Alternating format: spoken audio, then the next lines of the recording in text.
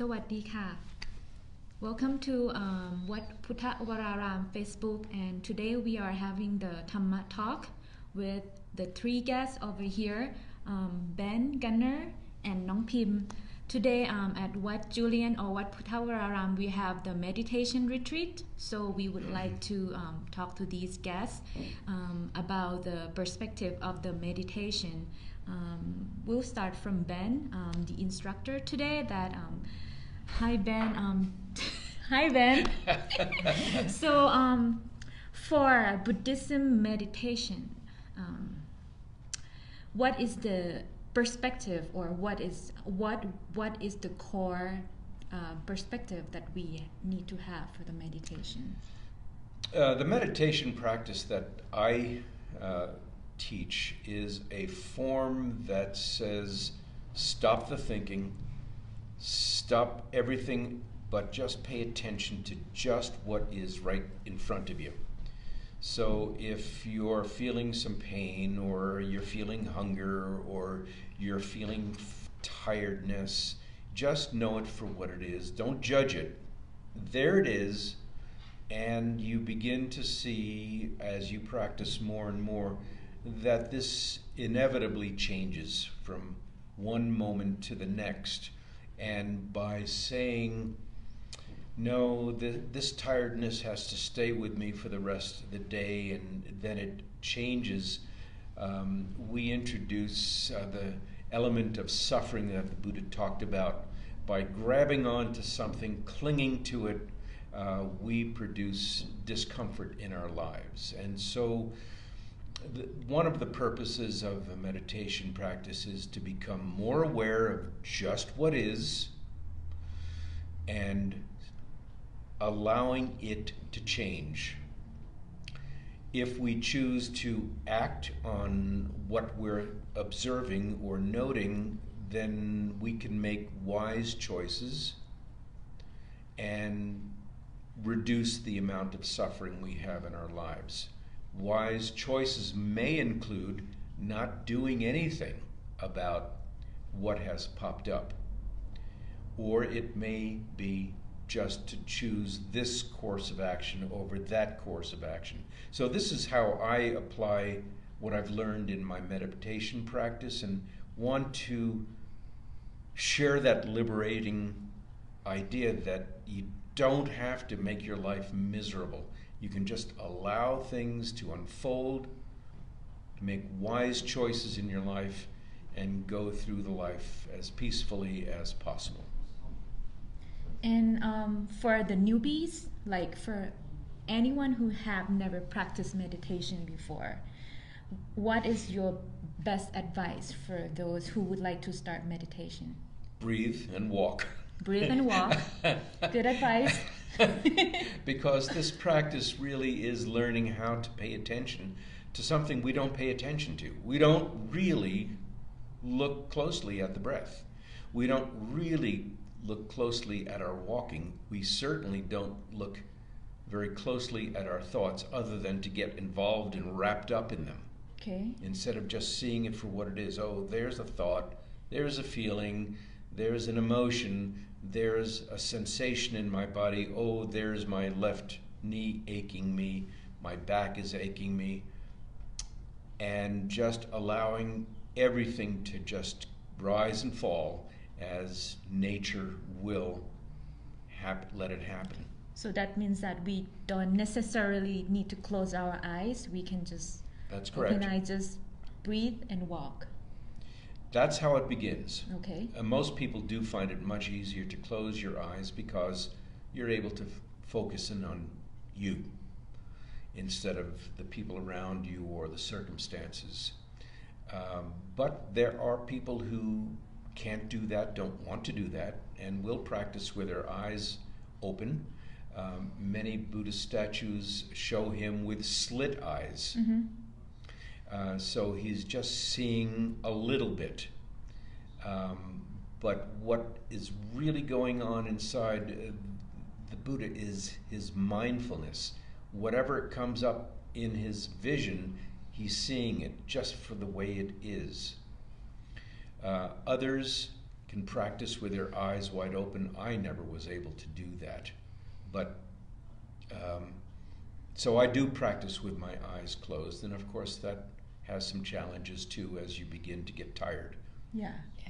Yes. That's when it's really helpful to open your eyes and begin to see other things. Yeah, maybe it's good to like kind of switch. Yes, yeah. I mean, you're not locked into this, but if you can breathe, and if you can walk, or if you can move a part of your body, even if you can't walk, you can still learn to practice meditation. Absolutely can do this. Good. What about you, Gunnar? How long you been practice meditation? I've only been doing this for about 9 months. 9 months. At this place, and absolutely good. Having the combination of the sitting meditation and the walking meditation is very helpful because you get a different aspect to meditation, and it allows for variation instead of just sitting in one place for a long time, and that provides a lot of insight, especially in the walking meditation.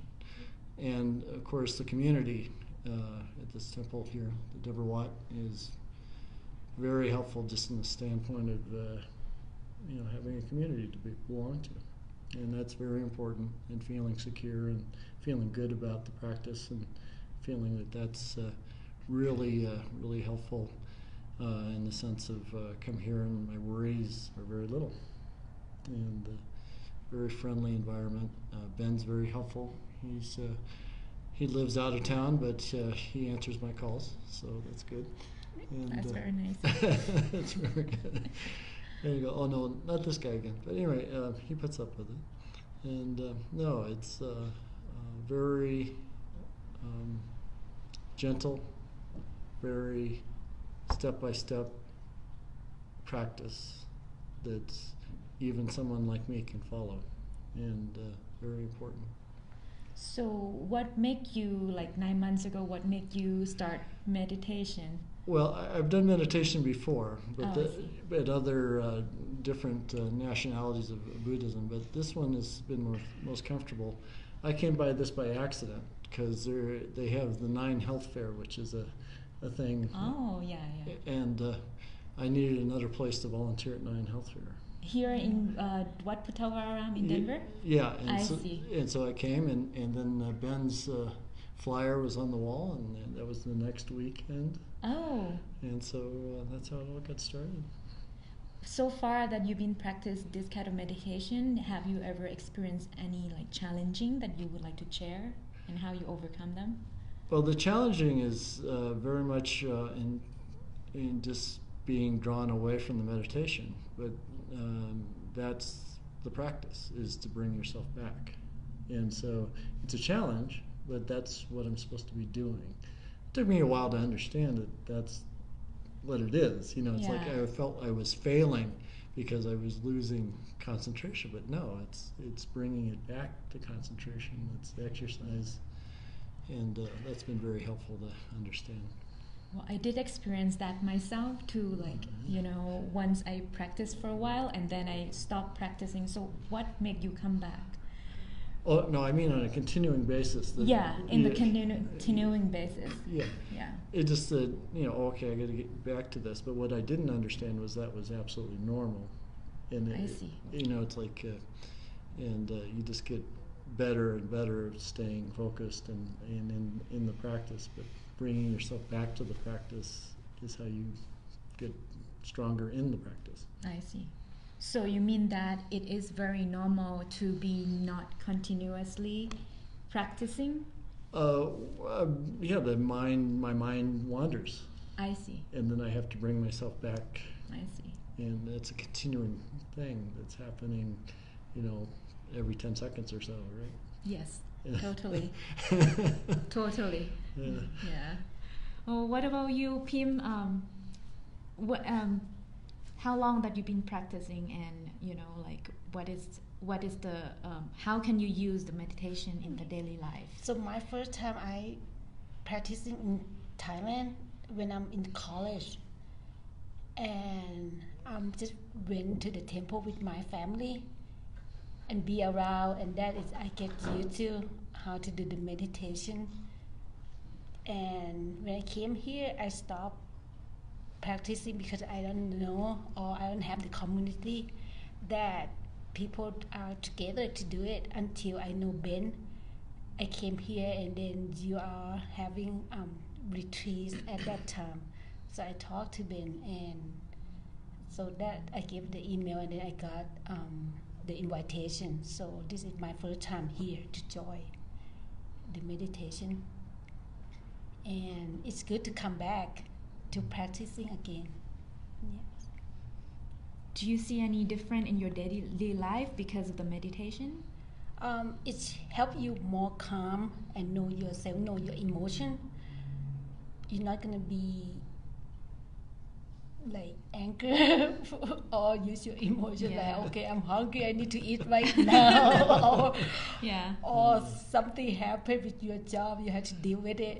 And if you have calm mind or you know yourself, you know your emotion, you can control and then you notice it and deal with it and it's gonna be away, go away and you can continue working normally. Yes, that will help. Yeah, so it makes you more calm and like cope with life obstacles easier with the meditation, right? I see. All right, before we leave today, I have one last question to ask Ben as the instructor, like just in short, why we need to meditate? For me, it was very simple. It's something I had to do. I needed to find something that